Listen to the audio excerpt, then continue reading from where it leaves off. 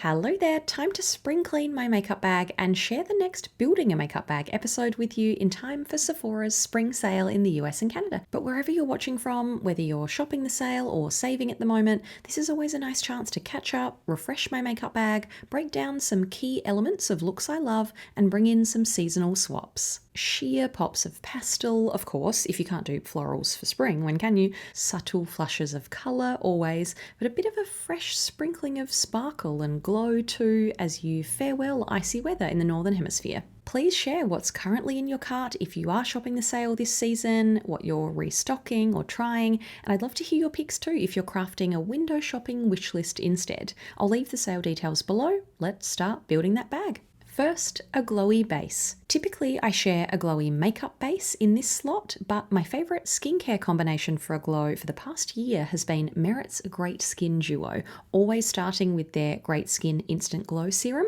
a biphase liquid that's super lightweight, thin and watery, but super glowy. My skin doesn't look too greasy or shiny or oily, just radiant once I rub it in. You could stop there, but I like adding even more creamy yet lightweight hydration with Great Skin Priming Moisturizer. The combo is like cashmere, unbelievably smooth and luminous, a perfectly prepped canvas for makeup. I swear, compliments on my skin at the moment are really because I've used these two as my starting point. Just started some new bottles yet again. I keep coming back. A sheer skin tint. My recent skin tint series helped me rekindle an old flame. Glossier Perfecting Skin Tint was once the leading and one of the only no makeup formulas on the market, but still holds up all these years later. Ultra thin and breathable enough for typically no base makeup wearers, but buildable enough for sheer to light coverage lovers like me too. It's a classic, definitely something I'll be hanging on to in my future complexion declutter over on Patreon, a new space where I'm sharing bonus content with you each month. You can hear more about it in my recent mascara collection video.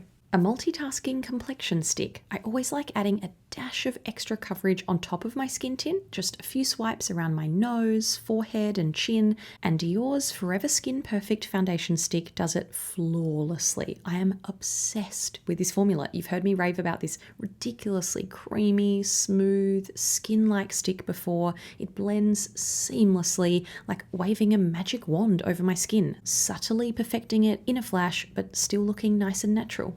A lifting brow gel. Cheerfully bushy, brushed up brows always feel quite spring-like to me, so I'd reach for Rare Beauty's Brow Harmony Gel, a clear laminating formula with great hold and lift, even approved by Gracie Abrams' Expressive Brows. A quick pass-through, no repeated strokes, just to help avoid any crunchy, piecey bits on my dark brown brows. A cream contour. You know Westman Atelier tends to make an appearance in my Sephora sale lineup each year as a luxury brand I love and could use exclusively if it weren't for the price point. Their Face Trace Contour Stick shade range was recently extended, and Neutral Pecan Toast is a great blush bronzer hybrid if you have fair skin like me. Just rosy enough to warm up the face as a sun-kissed blush or bronzer, or subtly sculpt. A cream highlighter. An unsung tinted highlighting hero is the Westman Atelier Super Loaded Tinted Highlighter Compact in the shade Peau de Pêche. Again, it's a weighty luxury compact helped by the sale discount, and you can even make it multitask to work harder. This golden peach acts as a beautiful topper over blush, adding natural radiance and a sheer tint to the skin, and you can also dab it onto the eyes for luminous spring lids. A cream blush, of course. Springtime always seems to translate to peachy blush tones for me, and Tower 28 Beach Please Lip and Cheek Cream Blush in Magic Hour is a warm, medium peach I'd reach for. Not too pale or sickly sweet, there's a little bit of earthy oomph to the colour, and this multitasking cream looks fresh on the skin but isn't sticky or glossy once you work it in. An even dewier stick for glossy cheek lovers among us though. You know I'm a blush addict, so I'll take any chance to highlight another variation. The Haus Labs Colour Fuse Glassy Blush Balm in Glassy Ginger has bewitched me. I've been under its spell for the last few months now. This dusty pink shears out for a stunning, beaming watercolour blush effect, but hangs around surprisingly well for something with so much sheen. A soft matte blush if you don't do dew. I rediscovered my love of Violette FR Bisou blush in the shade Louise when I was packing to head to an event with Violette herself last month. This swirled, marbled pink and beige stick is balmy and smooth, but blends out to a slightly powdery matte. It disappears into the skin so naturally, so I love really layering it to make this fresh shade more noticeable, and another guest on the night at the event said my blush colour looked so pretty. All Violette's good work. A pastel one and done shadow. Makeup by Mario Master Matte's cream eyeshadow formula was one of my favourite discoveries last year. Medium to high coverage, but if you just swipe on a thin line, it blends out with a mousse-like texture for a softer wash of colour. Blush is meant to be a rosy pink, but it also reads quite peachy on me, so it fits the spring bill either way.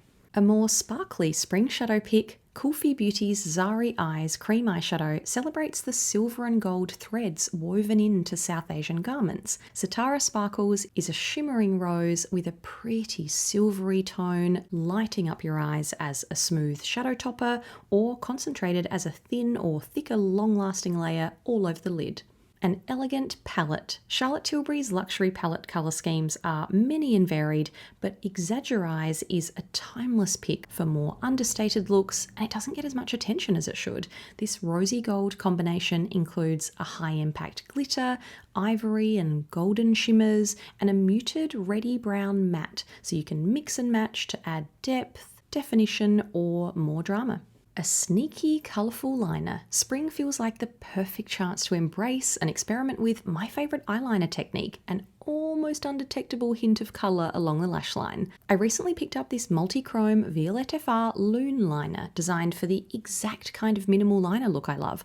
Aurora is an opalite lilac white with a predominantly pink flip, but touches of green and gold at different angles too that the camera can't pick up, but it is eye-catching in person. A lengthening mascara. Fluttery lashes feel like the goal in spring, and my recent mascara declutter on Patreon highlighted just how many tubes I have to choose from, but a newer pick in my testing pile is the Hourglass Unlocked Instant Extensions mascara many of you've raved about and told me to try. It's particularly lengthening and defining. It feels like it grabs onto and coats every lash to make them look longer, but still fairly natural.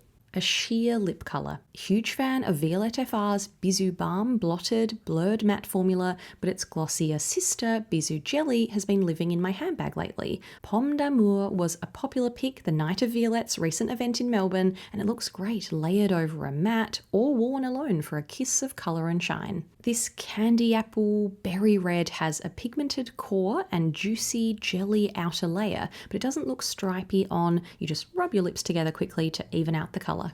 A tinted lip balm. If I was rebuilding my tinted balm collection, I would always include a fresh sugar lip treatment. They're an industry icon, sweet sugary flavour, comfortably balmy tint, tempting collectible shade range. A few of my spring favourites aren't around anymore, but Coral is fresh and punchy, shearing out to a my lips but brighter, comfortable colour.